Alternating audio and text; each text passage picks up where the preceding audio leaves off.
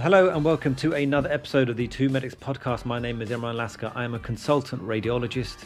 And hi, I'm Drushagan Ordner. I'm a cardiology registrar subspecializing in intervention. Sometimes when I'm listening to this back and I'm going through the editing, because I'm doing it at the moment myself, like I do feel like I say that intro so quickly because it just becomes such a habit of just go brr, brr, brr, yeah. Just carry on, isn't it? Yeah. But just season pros. Season pros, that's right. Yeah. Drusha, how's your professional running career going? Oh my god, it's going. So that's why we're a bit late, aren't we? Because I tried to fit in a run before this, and it was okay. So it was a tempo run, which is one of those that you're supposed to do to speed up, to work on your pace. And I can't do it. Like, I need to be concentrating the entire time on running faster, because if I don't, I start to daydream and then I just kind of coast. But I made it. I think every run that you do is a positive, right? Every workout you do counts. There's no such thing as a bad one. So I did it. You know what? Okay. You did a vlog of your runs and put it onto, I don't know, just so we could just see how it's going, and then eventually have that rocky music playing. Because you need a montage. Everyone needs a montage. You need a montage. Yeah, I'm starting to feel like some gains, like in terms of starting to feel quite leaner and fitter. It's good, actually. It's helping. Good, yeah, man. Do it. Put it on. I'll watch your daily running vlogs with Drusha. Sounds like more work. No. Yeah, that's true. Maybe it is more work. Speaking about work, I guess, and podcast work, there was something we wanted to talk about. We thought it was quite funny, maybe not so funny. Do you want to tell us about this one, Drusha? Yeah, it's basically you did get involved. Yeah, the funny thing is, these guys are both like our cousins, aren't they? So interestingly, we're all related, Yeah, exactly. Yeah. Like my cousin and your cousin in our kind of cousins podcast. No, in truth, if they do listen, that you're far better looking versions of us, but carry on. Yeah, it's true. Oh my god, like his facial hair was amazing, wasn't it? Like, yeah, it really was. Perfectly angled bit. Exactly. And it did. You saw my response to it, right? Which is we should cancel all podcasts until we figure out what's going on. And it was basically like these two guys, and the clip that drew my attention, which doesn't seem to be the one that's pops like doing the rounds at the moment. So there's a clip where these two guys are talking, and one guy's doing the kind of bulk of the kind of talking with the inspirational music in the background, and he's talking about if he were homeless, he wouldn't beg for... So he'd go to Canary Wharf and he wouldn't beg for money. Those are the words he chose. And then he said he'd ask them for books, for book recommendations, because his... Oh my god, even saying this thinking out loud is making me cringe. What was his rationale? Like, somehow, because they are in Canary Wharf, there's stuff that he could learn, but also they'd be impressed that he was asking for books, and so then they're more likely to help him or something. It was really tone deaf, and I was pretty angry at that. And then, but then there was the one with the bottle, which I don't even... Yeah. Do you want to explain the bottle bit? Hopefully you weren't too angry. I thought it was quite funny, no? Like, it was just... Because at first I thought you must be joking. Like, this is like a sketch. Yeah, it was satire. When I realised it wasn't a sketch, that this guy's being very serious. So yeah, there's these two guys on the podcast, like Drusha said, and I think at one point the person who's meant to be the wise one lifts off the bottle. Like, let's say I get this protein bottle right now for Drusha, and they point out his face and say, "Oh, what shape is that? Is that? It's optical illusion." Exactly, because it's a circle from the end. Thinks it's just a circle, and that's always been a circle. But from if I stare at it for 10 years, protein shake. Yeah, exactly. So his point was that on some convoluted way that looking at things differently can give different perspectives, but we're talking about the same thing really. It just wasn't very well put together, and I think this is the cringe factor I always have with these things. And I mentioned this before with any sort of social media engagement, and particularly of young medics who do go onto social media. I've got no issues with you guys doing it at all, or anyone doing it. Just you do worry that you may come out with something that just gets taken out of context or taken the wrong way. You didn't even mean it that way, and it just sounds completely balmy. And then next thing you know, you're in an absolute storm of a situation. And the confidence the guy speaks with, as if he's saying something like profound, when it's just not. It's just not. It's just nothing special about whatever he's saying. You've heard it before. It's the same old rhetoric. Well, knowledge is what feeds you. You don't need nutrition. Carbs and sugar is just not worth it when you could rather have like knowledge. Yeah, it's true. This is so much there, isn't it? That's Maslow's hierarchy of need thing, isn't it? But the thought is like a perfect example of the monkey. There's that whole kind of philosophical thing, having 1,000 monkeys all on typewriters, and if together cumulatively they could come up with the works of Shakespeare. And it turns out if you have a bunch of idiots with microphones, they would basically come up with philosophical stories. So that is like a philosophical parable. It made me think of the parable that seems to fit more with is the kind of blind men and the elephant. Like the blind men, some of them might be touching the trunk, some might be touching the leg, but they all think that they have an idea of what the elephant is. So he's basically rehashing that really old parable. And then there's also like Plato's Cave, isn't it, about the kind of lived experience and what we perspectives. But it's just really interesting that he was presenting it like it was this kind of novel idea that had come up into his own head. And maybe that had been, and maybe he was like that monkey with his monkeys with typewriters. But I also did cringe thinking, we are both on a podcast. Like, why should anyone listen to us? Why should they listen to, why does anyone listen to us? And then it did make me feel a bit uncomfortable. I was like, yeah, I agree with you. I don't know why anyone does listen to us. But then the thing is, I also think that I was telling you through, like, sometimes I cringe when I'm on YouTube and then there's someone saying, my life lessons. And they're like some 20-year-old person who's giving you life lessons. I'm not saying you can't learn anything from them, but I'd rather take lessons from someone who's been through something, done something, and experienced something firsthand. For example, Thrush, if you gave me advice about the way you do things, like, okay, I can relate to you because you've got 2 kids, a wife, and a mortgage. Those are things I can listen to. And they're all different perspectives. I just find, I don't know, man, like, how much can you really know? If you ask you or me, like, oh, what kind of person were you like at 20 compared to what the kind of person you are right now? Well, you're talking like a complete valley of experiences changed so much that you can't really take that much advice from on life. And I used to find, I think like when you see these autobiographies come up, like Justin Bieber or something, and he's like a young 21-year-old guy and he's got an autobiography, and like, mate, how interesting could this really be? That you're 20-something years old, like you only probably remember the last 10 years. Like, why do I want to be reading this book, right? Yeah, fair enough. I think, I kind of worry though about, because obviously we still, although it kind of doesn't necessarily feel like it, we are still quite young, and I think there probably are still perspectives that I still feel like we're growing. And I think one of the things that makes me uncomfortable, like in the same way you described though, is the amount of absolute certainty that kind of comes with stuff, and it just makes you think sometimes that maybe they're just really early on in the kind of Dunning-Kruger curve where they don't really know what they don't know, so they're talking about stuff like, this is it.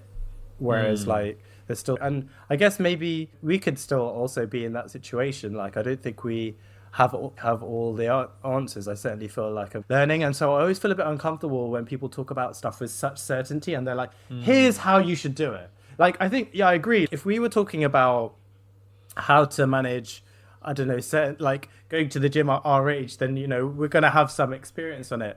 But like perhaps our kind of experience on like pensions or, I don't know, planning for retirement and stuff. Obviously, who's going to listen to us two bozos like talking about that? We're still going to defer.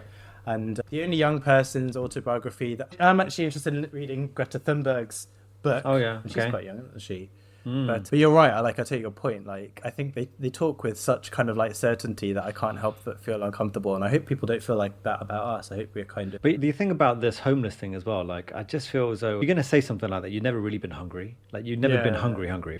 And I think because thanks to Ramadan on some level, like I do feel as though like when people talk about being hungry. So for example, like when I used to be fasting on the wards. And then someone used to be like, "Oh mate, I'm so hungry. Literally, I'm starving right now." And then, and I just kept quiet because I thought you can't be as hungry as I am because I haven't eaten in hours or something. You know what I mean? But then the fact that I've had that experience, like, it always makes me think about like how there are people out there. If I want to break my fast, I can. Like I can go behind the closed door, break my fast, non-issue, right? Obviously, it is an issue in terms of how much I'm Muslim, but in terms of life, like it doesn't really change anything. But the fact that I can just go do that is actually a privilege. Yeah. And more recently, sorry, I'm not trying to go on about religion stuff, but recently, since becoming a dad, I was fasting and I was really hungry this particular day. I was really starving. And then I was trying to feed my daughter at the time. And then I suddenly thought to myself, hang on, is this what other people are like? Where they can't actually eat themselves. They've got to feed their kid and be hungry doing that. And it made me really think like how it felt like I would never feel the pain that they feel because I can always still go eat. I know there's food at the end of the day, but there are people out there that actually have to make that conscious decision that I'm not going to eat. I need to feed my kid, and I'd rather starve than feed my kid right now.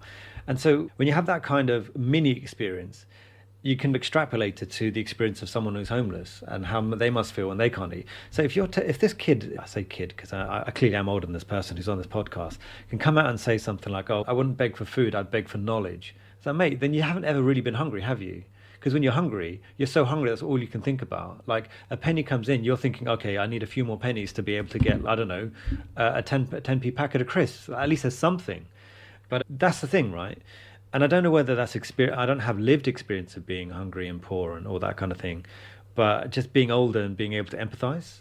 maybe that's something that's come about. Because I used to fast when I was younger. Remember, I used to fast. But I never thought like that. I never took those lessons until recently. I started thinking about those things. So I don't know whether doing certain things at this age means different from doing it when I was 20. Yeah, true. It is a downer. Like, it is it's a hard topic. And I think to make light of it and pretend it's, as you say, like just a simple case of reading books or whatever. And that's the kind of way out of poverty, I think, is a gross oversimplification, isn't it? And I think that's why it's so tone deaf, and that's why it's getting such a reaction from people. Yeah, and I think these things are sound bites to try and make things simple when they're not simple. Yeah. It's the same way that someone will say, "Oh, Elon is awesome because he read all the books in the library." There's plenty of people who've read all the books in the library, but they're not all Elon, are they? Is to become rich and famous and very successful on a worldly level is just a case of reading every single book in the library. Is that true? Does it not depend on which library you go to, what you read, and the kind of person you are? There's so many things, there's so many factors. So this person with the homeless go read a book is just a little bit like, mate, I think this is a far more complex thing than just saying this is how to get out of it, because those situations are not situations. Speaking of feeling a bit older and then being an older consultant or more senior doctor, there was a tweet, did you see, where someone was aghast or very unhappy with the striking situation. So this may make me unpopular. I won't say the name of the person. I support action by junior doctors, but all-out strike, even emergencies for 3 days, is unconscionable. Unrealistic to think consultants unfamiliar with tasks can replace... Was it RCN treated genuine emergencies and kept public support? Juniors may lose it. Oh, the nurses. Okay. So... what do you think, Theresa? Someone's saying that we're taking it too far. We shouldn't be leaving the consultants by themselves to deal with emergencies. How dare you? How dare you? Yeah, it's a cardiologist, right, who said this, unfortunately. Oh, is it? I did not know that. You lot, honestly. Mate, okay, so what happened was, I think, I won't say any more so that we don't identify that person, because there are a few people who responded saying, oh, this particular person is very supportive of trainees and this kind of thing. And then there are people who cynically replied saying, oh, interestingly, that person runs a private clinic on a Monday, and maybe that impacted by the strike being on a Monday, Tuesday, Wednesday, and perhaps they're not as altruistic as they... But yeah, I know. Yeah, I don't think a lot of people think like that. I hope, anyway. Anyway, yeah. Exactly. It's just to throw it out there. I think the thing is that they got a lot of responses, and I think one of the problems is the kind of lack of solidarity within it, because... Is this person also tweeting the rest of the time to say how they feel like junior doctors should get paid more? Because they're not doing anything. They're basically arguing against this is just favouring the status quo. What are you doing then? Saying it's unconscionable. So what is conscionable to you? How should they be doing it? Because at the moment you're just saying, oh, that's bad. You're not like that. Not like that. Then what do you suggest? I think, and the thing is that there is evidence from elsewhere that strikes don't affect patients. Essentially, what will happen is the consultants will have to cover.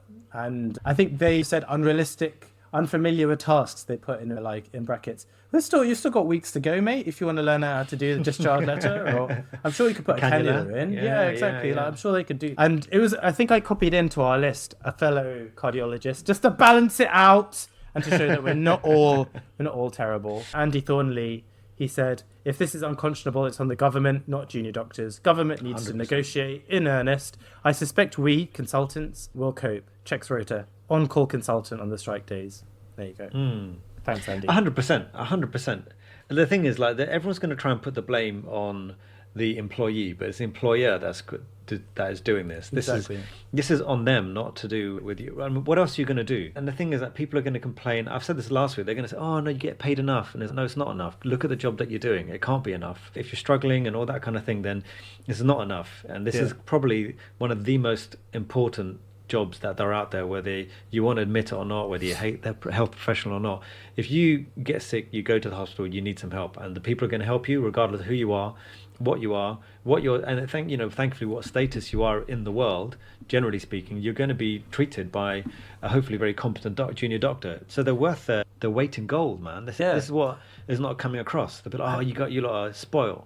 And have you seen, like, there are people who are now advertising locums for the strike days, and the wages they're willing to pay locums, they're high. The money is there to pay people properly. It clearly is. I've seen this in teleradiology and radiology, right? Like, they could just pay a radiologist more money to go do more work, but they'd rather pay it through a teleradiology company, then we'll go back to the same radiologist who works. Actually, you're not allowed to work for you're not meant to work for the same trust via a teleradiology company.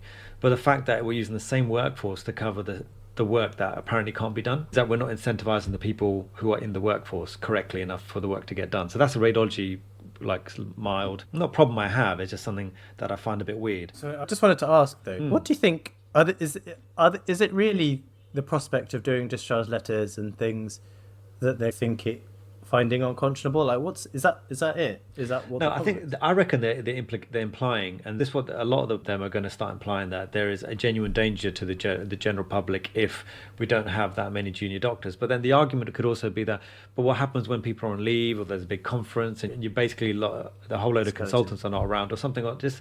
You just know that there's not enough people around, but actually nothing really happens to the emergencies, because emergencies, like, everyone just deals with the emergencies, and yeah, fine, like, some of the things that are non-emergency may not happen as quickly as they normally would because of the strikes, but if you want them to happen, you got to pay for it to happen. That's just the only way. And the only way, you can't just force people to turn up on a conscionable level, because all the people who come out with, oh, what about vocation and all that kind of stuff, then please, if you're going to be a vocation, then why don't you give you the excess salary that you get paid that you think is beyond your vocation, and just give it away. Just give it away and show it. Do it. Show us.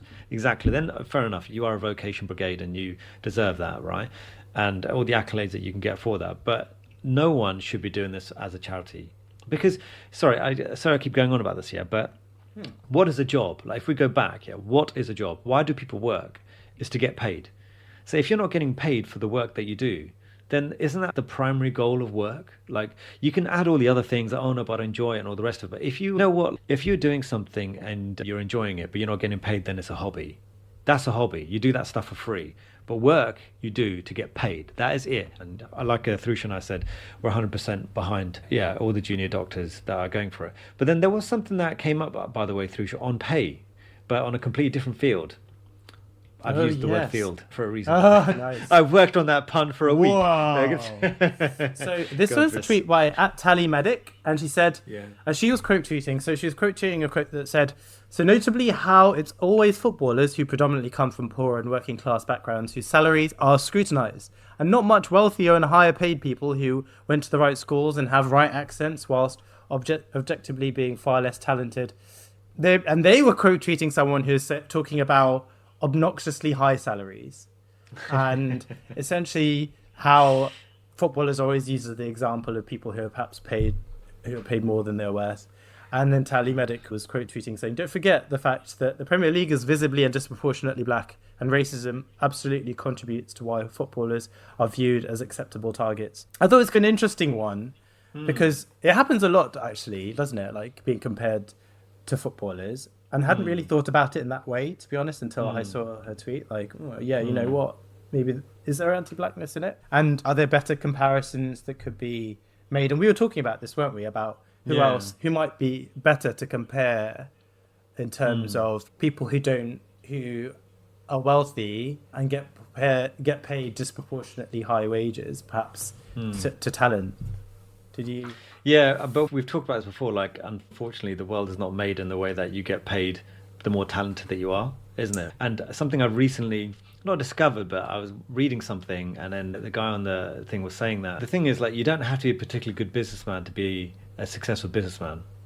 And that was quite interesting, actually, and it made me realize, actually, when you look around, there are people who, financially successful, but they're not particularly good business people. They're not always the best people that make the most money. And I think that's across the board with everything. You may feel as though if you get paid, you've got to do a certain amount of physical work, but someone else might not feel that's the case.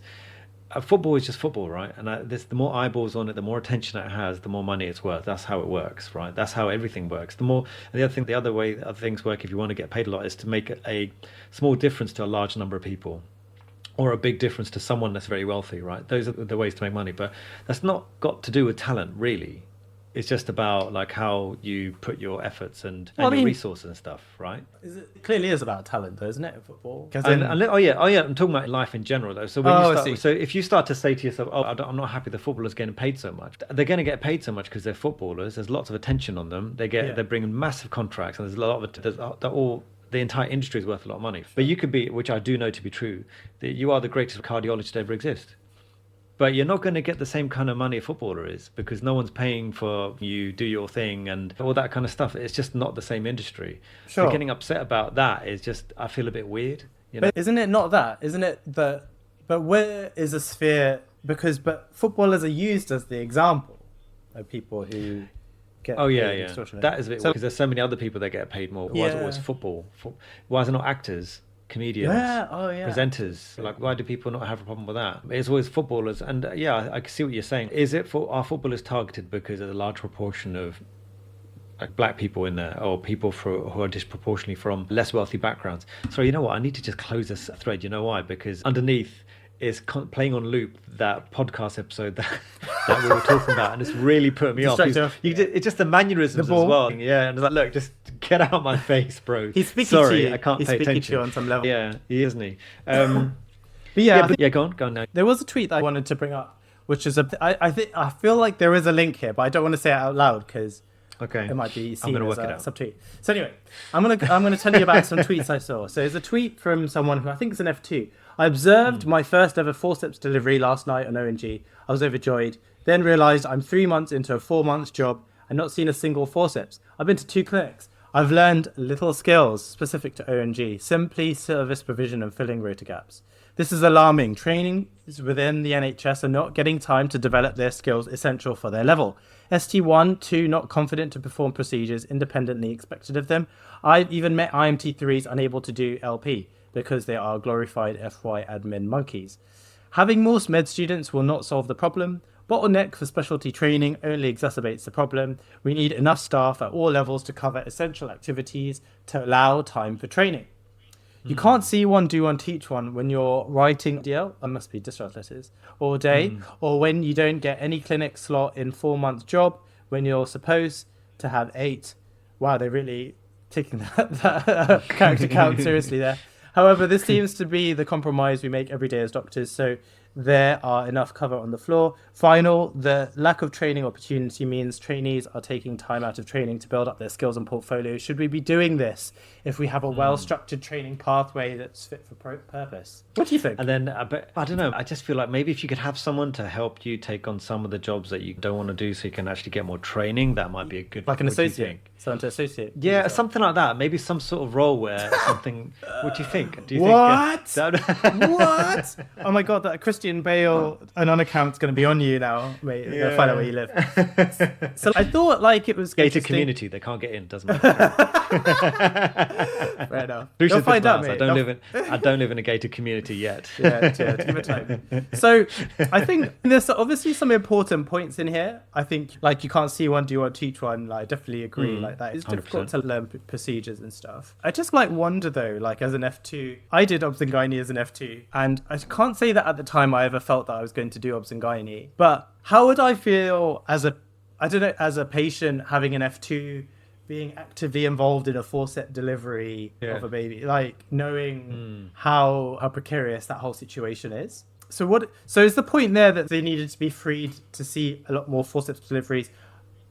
Probably. Is that possible in 4 months? Because how possible is that given how often forceps deliveries are performed? Is that realistic? I wonder like what their own expectation of what they think they should be doing at that level is, because there'll be plenty of people that don't do a gynae rotation like I didn't. I've never done anything to do with forceps. The only time I saw a forceps was when my kids were going to get born. I just think that like I think what I noticed that when we're doing our rotations, let's say you are I want to be orthopedic surgeon and you do orthopedics, like those are the kind of people that really get involved and they do as many procedures as possible. Do you remember our mutual friend?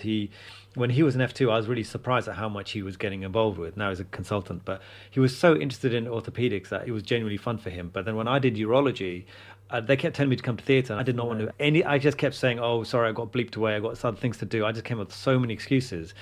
But a person who wants to do urology would not find that acceptable as an F2 to not go into theatre at least once or twice or more than that. So I just think that maybe their expectations of what they need to do as an F2 might be a little bit skewed there, because not doing a forceps here and there is not going to really stop your competencies getting through as an F2. Or am I looking at, because I guess whenever I do jobs and things like this, I always look at, okay, what do you want me to do? And what do I need to do to get there? I don't think about all the other stuff. You're telling me I need to do this and this and this to pass. Fine, I'll do that and that. And I've got in trouble because I've said before, someone said, oh, you didn't do enough. Was it IPEXs? We've got like DOPSs. We've got DOPSs where people watch you do procedures and stuff. And you're like, you did. And I got... I literally did the minimum, and I kept getting called out on it, and ARCPs and all that kind of thing. Like, you keep doing the minimum. Like, so if you want the minimum to be higher, increase it. Don't expect me to do more. But maybe this person wants to do obs and gynae, and they're feeling bad that they don't get to do the things they want to do. Is that what it is, do you think? Because you can imagine doing cardiology and doing cardiology rotation and feeling like, oh, I just haven't had enough experience in it. I really wanted to, it's get true. involved there. And we do get that, and I do feel bad for like the SHOs in that, but it is a problem throughout the NHS, isn't it? Whereby you go on attachments and like a gastro, like I never saw an endoscopy. I did respiratory, never saw a bronch, and we get the same kind of thing in cardiology where people say, oh, I haven't been to the cath lab and whatever. But you do get as you say, like you'll get trainees who want to do cardiology and stuff, and they probably will end up hanging out outside of their hours or just somehow find a way to do it. I remember when I was an SHO, I knew I wanted to do cardiology, and I knew there was a temporary wire that needed doing. And so I remember as soon as things started to happen, like I went and I spoke to those SHOs, and it was like, is it okay if I go and just like watch and stuff? And that's just what I had to do, and then got to see it. But part of it is luck, and I think the thing is, it comes back to that whole conversation that we have endlessly, isn't it, about what is training, what are the expectations of F1 and F2, and what is service provision, what is considered training. And there are people who are way more knowledgeable about that, talk about it, don't they? But I think like for F1 and F2, isn't it, I think it's more, for me anyway, it was more about just being comfortable being a doctor, and also trying to figure out what you want to do as your career. But it's not, I don't think it necessarily, like if you pick up other skills that are going to be useful to you when you're a consultant, then brilliant. But I don't know, like when she's talking about like IMT3s not being happy doing LPs, like I wasn't comfortable doing LPs until I had to do a neuro job, and then I had to do them. And now if you asked me to do an LP, I wouldn't be happy because I haven't done one in 5 years. Like I think it's relevant, like if it's relevant to your interest, then I think people make it happen, and you can, there are kind of ways to do it. But it is hard, and I can appreciate the struggle, but I just don't know. I feel like the place that they're coming from with this might be a little bit like, might lack a bit of insight. I don't know. Is that being unfair? To counter that though, do you remember when you were on let's say you're doing surgery and you had someone that was really want to do surgery, that's their life goal, and you've got this, I don't know if you noticed, but surgeons are a bit surgical, and they literally would just not do anything. They would just disappear, and everyone's like, oh, where's that person? Oh, they've managed to get surgery again. And then the Reggie started getting annoyed at them because they kept pushing their way in to do surgery. Do so badly, they were taking procedures away from the more senior people, and then they were like, everyone hated them, everyone was on their case, and then they would disappear, do loads of papers. And it's a counter to that as well, isn't it, where you get someone who is so keen, and I've seen it time and time again, where they just rile everyone up, nothing gets done, and everyone just hates them, but they get what they want. And this is what we spoke about the other day, where which one do you want to be? Because you could be the quotation mark nice person, do all the work, but then you end up losing because you are on the ward, you're finishing late, you don't get your studies done, you don't get your exams, whereas the other person is being completely atrociously savvy, is getting what they want. And it's a difficult balance.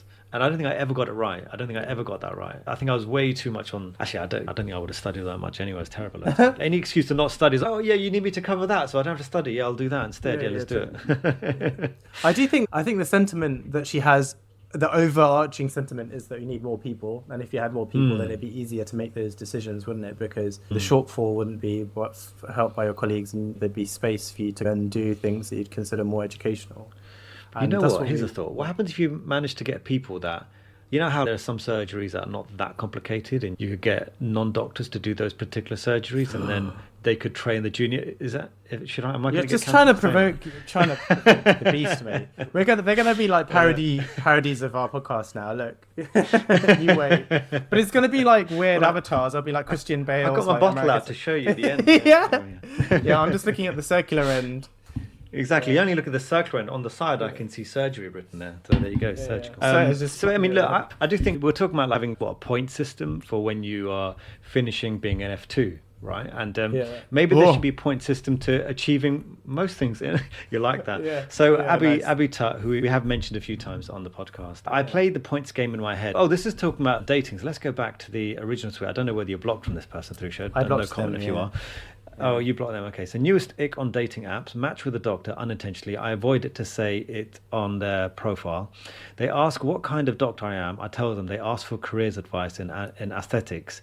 This is my most. Oh, I thought it was anesthetics. Aesthetics. Oh, okay, cool, good for you. This is my most recent reason not to match with doctors.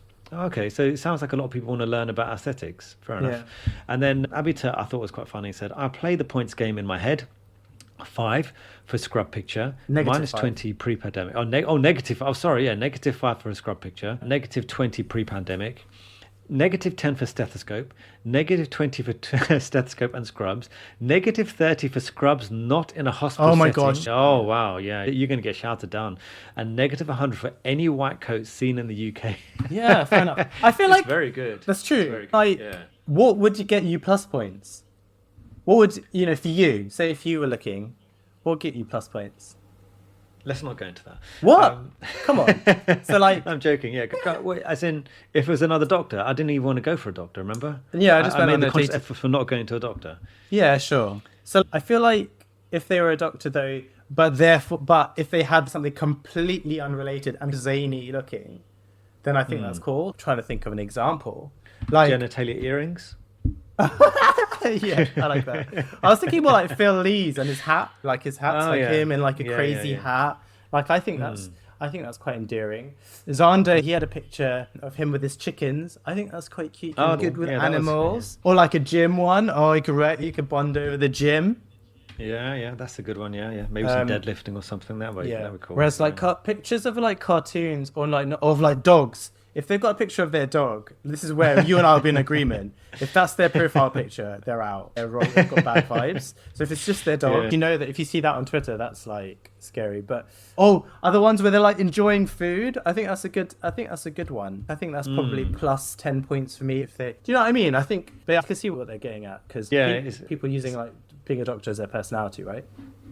Yeah, I think it's part of the wider issue. You know what, Thrusha? Did you see? I've just sent you a WhatsApp. Can you have a look at that video while we? I mean, that's a video that's unusual for me to share to you, but I thought it was quite nice, and I thought you might like that video, so you can have a look at that. Oh. Yeah. So, Thrusha, do you want to tell them what you're seeing? I thought it was quite nice. Oh, okay, maybe they're not all evil, but they are really. But anyway, there's basically this lady who's having a seizure and she's posted it online where like the dog just nestles itself under her so that she's not banging her head against the floor. Oh. yeah. Someone Wholesome goes- content from me for a change. Yeah, it is. That's quite wholesome. How did you even come across that? Again, while we're talking, it popped up underneath another one of the tweets, and I thought, okay, I'll share that That's with so you funny. while we're talking. Yeah. funny. Yeah. Cool.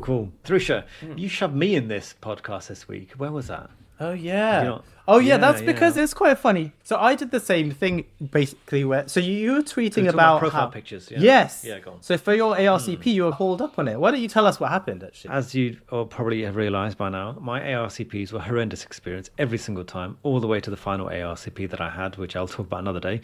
But I think this particular ARCP, after talking about my repeated exam failure and me getting the minimum number of assessments and why do I not go beyond the minimum number, which standard reply was when you increase the minimum, then they looked at my profile picture that I had, and it was a picture of me looking very happy because it was the day that I finally passed my exams, final exams. I'd finally finished medical school. Yeah. And I was going to burn one of the pathology books that UCL seemed to have high on a pedestal, that we needed to know the intricacies of pathology to be able to pass our exams. And they said to me that maybe you should think about changing that picture. I had a big smirk and said, your picture. And I said, okay. I said, it's a bit unprofessional, isn't it? It doesn't look like, it comes across like you don't really take all this too seriously. And I thought, that's interesting because I don't take it as seriously because it's just radiology. It's just a scan, like, who cares? But they really didn't like that picture, and they went on about it, and then they said, I need to change it. And I was recently reminded of it because a friend that I used to work with years ago, you was noticing the pictures ST4. So this when I was an ST4, I sent them multi-source feedback. And part of the problem with sending my MSFs or multi-source feedbacks is that my name was really long. It's Abul Khair Muhammad Imran. So whenever I used to send it to people who never used to realize it was me, they never used to read past Abul. So that's why I put a picture of me on so that they would know, oh, that's Imran. Okay, I'll give him some feedback. And yeah, I thought it was quite a nice picture. Yeah. But that reminded me of it, and I shoved it on because it was one of those many wonderful ARCP memories I had. Oh God, it's Yeah, funny though, isn't it? it's Like how strange, that's it's so ridiculous, isn't it? That that's what they take an issue to. Yeah, I think so. But I think someone did mention what was the problem. And I said, I think it's a culmination of things. Like when you've got someone who's, quotation mark, struggling, someone that's failing, not getting their exams. And then on top of that, you've got this picture. They were loving it. They were just like picking up, yeah. Ammo to And I use. think Ps can very much work. They seem to me anyway, from my experience and seeing other people go through it, there's like a general wave and there's no way of stopping that wave. So if it's going to go well, there's not very much that will go wrong. So if you pass your exams and all that stuff, and you got the same picture I had, they're like, oh, nice picture, move on, have a bit of a giggle. But if you're someone that's not doing well, and then you've got this, like a picture that doesn't look professional, this person doesn't care, clearly. You know, but that was the overall problem they always seem to have with me. They always used to say that you come across like you don't care enough. And I was thinking, what do you want from me? Do you want me to walk in and beg with my little bowl and be like, just throw me the book that will help me to become the greatest Ray Dollars? I don't need food. I don't need anything else. Just throw me the book. And that used to really rile me up. Anyway, that's my problem with these guys. I guess I could talk about it now. They can't get me in anymore. Yeah, exactly. But yeah, Thrusha, yeah. Did you see some of them? Some people on that thread had some phenomenal pictures. Really? On their ARC. Yeah. Someone in a woolen hat, which is great. It was good to see that I wasn't the only one. Because at the time, I suddenly felt as though maybe I'm the only one and I've done something terribly wrong. But thankfully, it turns out I'm not the only one who had a less than quotation mark professional picture. Well, that's the thing, because I had a picture where I just literally was filling in my NHS e-portfolio one day, and it was like, I put picture, and I just literally clicked it to the camera on my laptop, and I was sitting on my bed and I just took a picture, and I don't know, I think I was wearing like a hoodie. Why is there Vaseline behind you? Like, it's just a standard Thursday evening. And on the internet. Yeah, exactly. And I remember like my educational supervisor kind of like joking about it once, and then that was it. But I left that there for ages, and it was, I guess in retrospect, it's not something I'll probably put on my CV, but it was just like a picture I thought on my face, which I thought was fine. But cardiologists are so cool. They're so yeah, laid back, exactly. really. It was so laid back, and like the idea of professionalism. But the thing that I find funny is that like sometimes I felt like I needed to have those things pointed out to me. That's just in my profile. It's just a picture so you can recognize my face. Like, how much more judgment do you need? Well, apparently, lots, it would seem. But anyway. Did you notice that Meme Rich or Arafat decided to retweet? Yeah, you and the theme. I saw that a day later and I was like, I was gutted to see it so late. It was like a day later. I was like, oh, I missed it when it first came out. But yes, you're like, looks like you're holding arms together. I was like, well, yeah. Your favorite cardiologist decided to tweet a picture of me superimposed as if I'm holding like interlocked arms with Seem Malhotra, and actually got a few messages about that. And I said, actually, you know what? I'm going to confess that Thrusha's not real. It's always been the Seem Malhotra on this podcast. It's always been him. Anyway, you cardiologists are interchangeable essentially. Exactly. Cool. Should we go straight into festivals then? Because I think we are coming up to time. Yeah. Just one tweet that I wanted to mention from Rasheen AMCC, and she said, my most overly polite friend had a dangerous driver cut her up this week, with the man nearly causing a huge crash. She was finally broken, and her way of finally showing some anger was to slowly, pointedly, and furiously give the driver a thumbs down. I love her so much. Isn't that so cute? Love it. Yeah, that is cute. It reminds me of one time that one of my friends was driving, and I think my dad might have cut him up, and then he was swearing like really loudly, and then I don't think he realized it was my dad. And so my mate said, my dad came home and said, I saw your mate just driving. I said, okay. He goes, he's not very nice when he's angry, is he? And I thought, he's so embarrassing. I went to tell my mate, did you swear at my dad? He's like, yeah, I think I might have done. Oh no. Can you imagine? It was like, he would just cringe like it's. But this is the thing, this is what we said before. When you're it's very easy to have a go. But if it was your mum or dad and you're about to be like, oh, actually, no. It's all good. You cut carry up, on. It's all good. Yeah. That is funny. Cool. So, Faisal, do you want to go first? Yeah, sure. I was going to pick... Oh, no, it's... What? It's from a suspended account. Faisal is suspended. Can you open yours? Okay, let me see. This can't be true. Can't be true. Yeah, it's gone. Elon. Did that happen in real time? Because I swear I opened it just before it was there. All right, don't worry, everyone. I'm going to start a new account and we're going to call it FestPod. Let's do it now. Yeah, I think I might still be in my paste. Oh, no, it's gone. Oh, so no Festivals this week. So, Thrusha, you just have to fess up on something you did. Yeah, okay. There was this one time where I was doing a really long run, and that was not for this marathon, but definitely for another marathon. and I like wanted to wee, and it was so bad that I like weed in the street. That's bad, isn't it? I weed on a tree. Yeah, it's terrible. It was You're a bad person. Well, I was like, you know, when you're like weeing so bad that wanting to wee so bad that each step, you're gonna piss yourself kind of thing. And like I was in front of some houses and there was a tree and I stopped and I just pulled it out and weed on a tree. So it was that. That's not a very good one. No, it's good. It's good. I'll take that. I don't have anything for you. So let's finish together. I thought we're gonna do one each. I never said that. Okay, cool, man. Have a good one. Yeah. And speak later. All right, bye, guys. Bye.